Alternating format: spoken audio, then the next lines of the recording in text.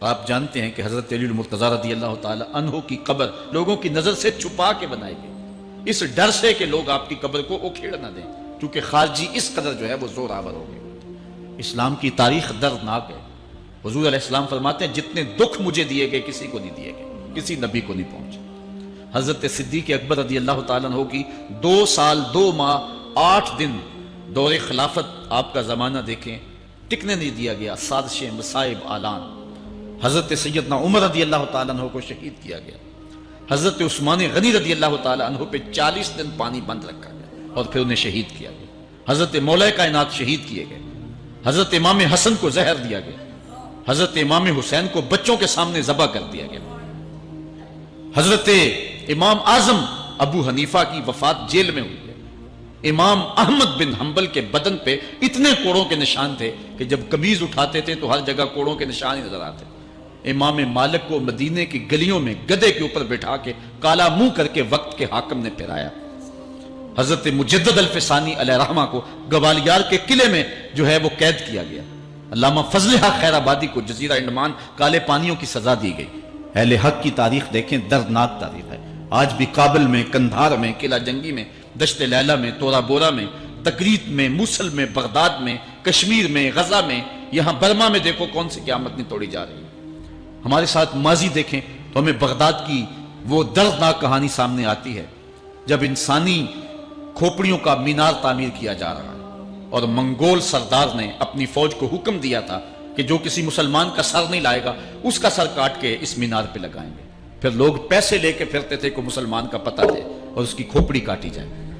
کچھ لوگ جان چھپانے کے لیے تہ خانوں میں گھس گئے، پھر دجلہ کا بند توڑا گیا، 1.25 لاکھ لاشیں ہم نے تہ خانوں سے نکالی تھی۔ اندلس کی تاریخ پڑھیں، ہمارے ساتھ جو قیامت توڑی گئی۔ مصر کے اندر 30,000 فاطمی وہ شہید کیے گئے۔ غریب و سادہ و رنگی ہے داستان حرم، نہایت اس کی حسین اور ابتدا ہے اسماعیل۔ یہ اسلام کی تاریخی درد سے، خون سے بھری پڑی ہے۔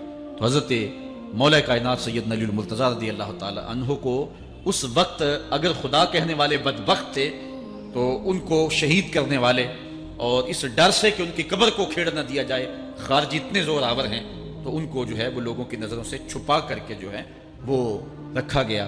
اور ایک دور وہ بھی آیا کہ ممبروں پہ بیٹھ کے مولا علی کو گالیاں دی جاتی تھی۔ یہ تاریخ میں یہ دور بھی آیا، آپ پڑھیں تاریخ، بنو امیہ کا ایسا دور بھی دنیا نے دیکھا ہے۔ اسی لیے حضور نے فرمایا تھا من سب علی فقد سبنی، جس نے میرے علی کو گالی دی اس نے مجھے گالی دی۔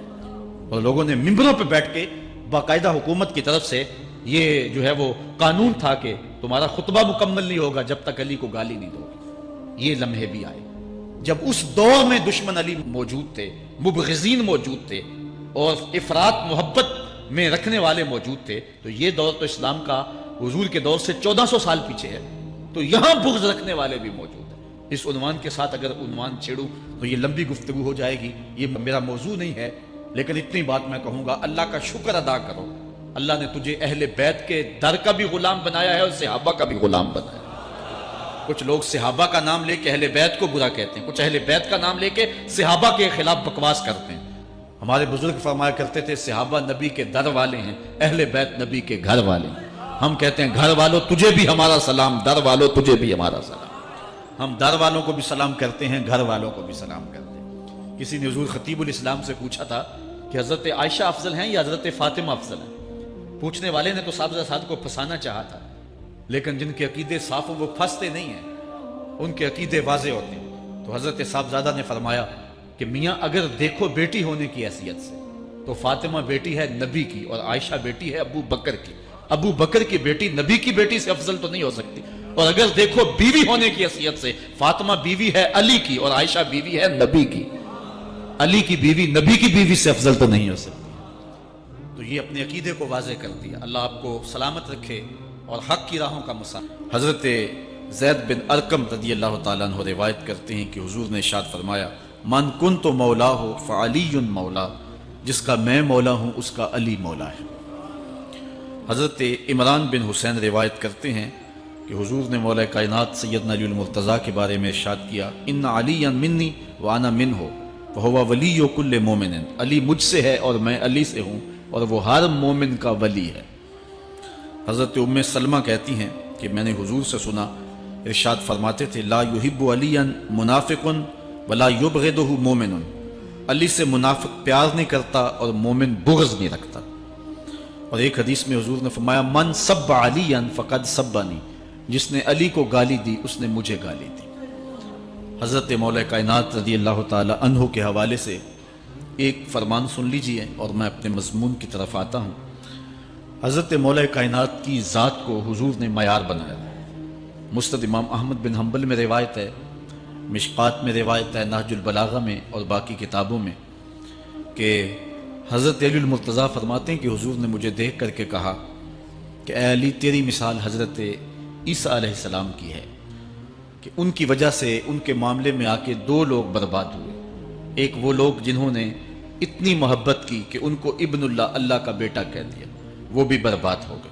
اور دوسرا گروہ وہ کہ جنہوں نے ان کے ساتھ بغض رکھا اور ان کی ماں پہ تہمت لگائی، وہ بھی برباد ہو گئے۔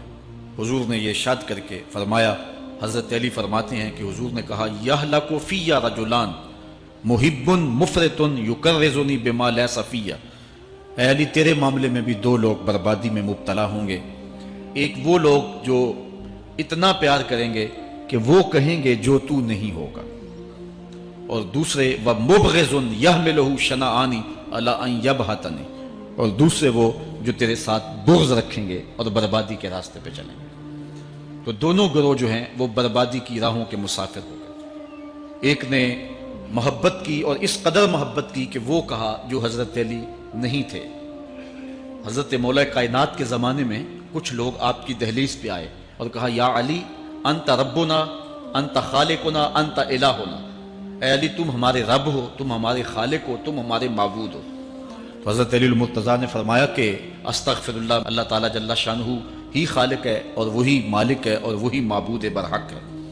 انہوں نے پھر یہ بات کہی، تو جب تیسری مرتبہ کہا تو حضرت علی نے ان کی گردنیں کاٹ دی۔